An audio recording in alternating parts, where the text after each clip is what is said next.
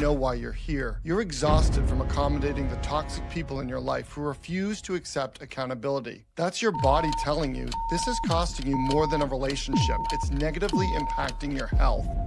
In the next 10 minutes, I'm going to give you the 4-step foundational framework to begin setting boundaries today. And at the end of this video, I will give you the foolproof scripts to use when you're face-to-face with a toxic person. Stay with me, because what I'm about to share might completely change how you approach these difficult relationships. Step 1 doesn't even involve moving. It's right here, right now, right where you are. You're building a foundation. It's a home base of strength and safety, and it starts right here. Dealing with toxic people causes your nervous system to fire up. When you sense a threat, you go into danger mode, and anxiety is your body's way of telling you you're not safe. Before you even think about setting external boundaries, you need to understand yourself. Here's how I want you to think about your system. At the top is your mind. The middle is your nervous system with all its fight, flight, involuntary reactions to sensory input. What you feel, see, sense, and touch. At the bottom is your body. If you're stuck in one zone, it's likely that you've lost touch with your emotional world. But one day, that emotional information will tell you something vital about what you're comfortable with. When you use this understanding as the way to navigate your relationships, you will feel better. But until then, you need to remain present and responsive to how you feel. You might overthink or spiral at the top level. If so, you need to remind yourself of your body. You might feel uncomfortable in your body.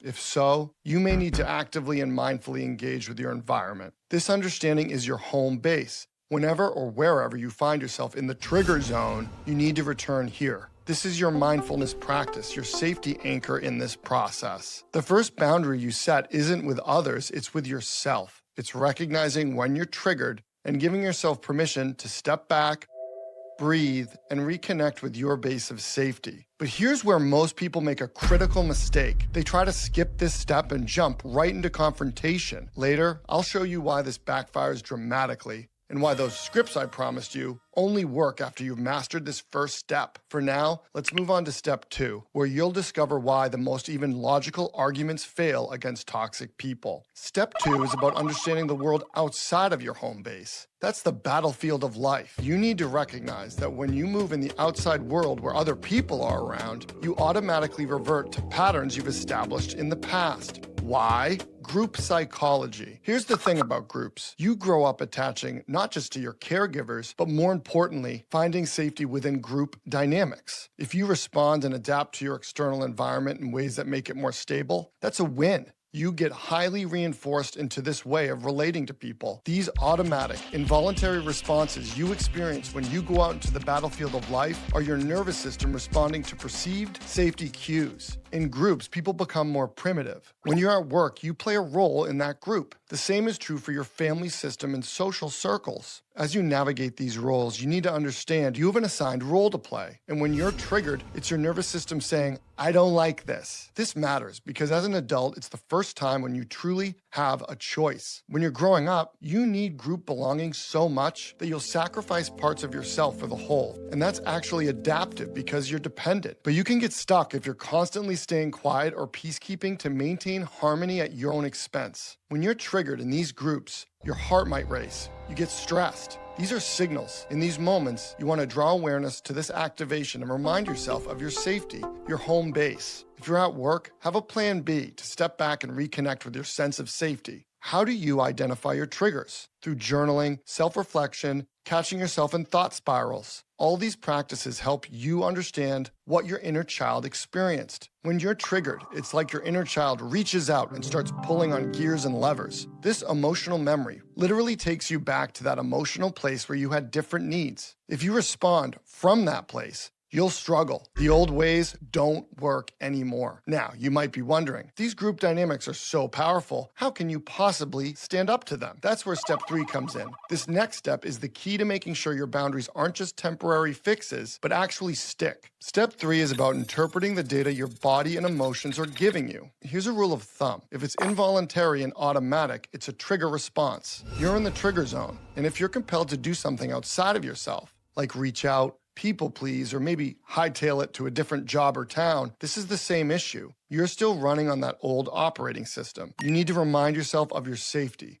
and recognize that it's your inner child that's hurting. Once you return to your base of safety, ask yourself, what does my inner child feel right now? And no matter what the answer is, remind yourself, it's okay to feel that way. From there, you might distract yourself or do something that makes you feel better. That's okay. That's giving your inner child some love and play, and that's an important part of this process too. Then eventually your adult brain will come back online. We can't rush our way there. It may take days, but eventually we can start to process what happened with our grown-up adult brains. How will you know when this happens? You'll know when you know. It's not something to think about or reach for. It's simply an aha moment that arrives naturally when your system is ready. With your adult brain back online, you can ask, what do I need to do to take care of my inner child? What would I say to my inner child, and how would I respond to make sure they were taking care of themselves? Remember, no matter what you were told growing up, all emotions are normal. Remind yourself of that. And if you feel shame or guilt, that's the #1 sign you're holding on to an unhealed inner child. That's what you're doing here, healing.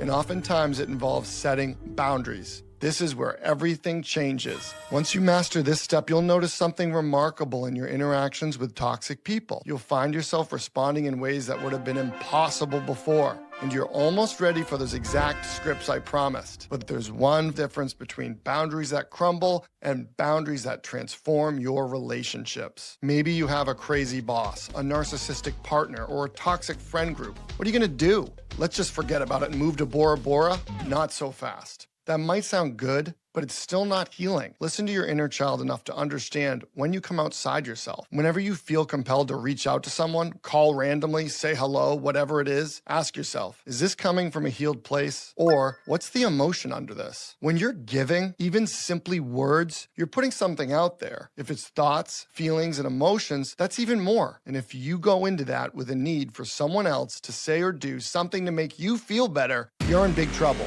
What you need to do is be responsive instead of reactive. You are moving toward your nervous system learning and feeling safe. That means not just knowing or convincing yourself that you can or can't do something. It's moving toward the true belief that comes from lived experience. You can communicate in a healthy way based on your emotions. Here's how. Honey, when you yelled at me in front of the kids, it was embarrassing. I'm gonna ask you not to do that anymore. Then, don't jade. Don't justify, argue, defend, or explain. If they push back, simply say, sorry that's hard for you, and have an exit strategy ready. And if you truly have any narcissistic or toxic people in your life, you're going to need what I have to say next. Ultimately, you must move through this process with your family members, partners, children, friends, and coworkers. It's not enough to do things the old way. Through being responsive to yourself, setting boundaries with others, and allowing yourself the space to remain present, regardless of how others react, they show you and point you towards safer jobs, partners, friends, and neighbors. So what about those truly toxic people? Gray rock. Become as boring as a rock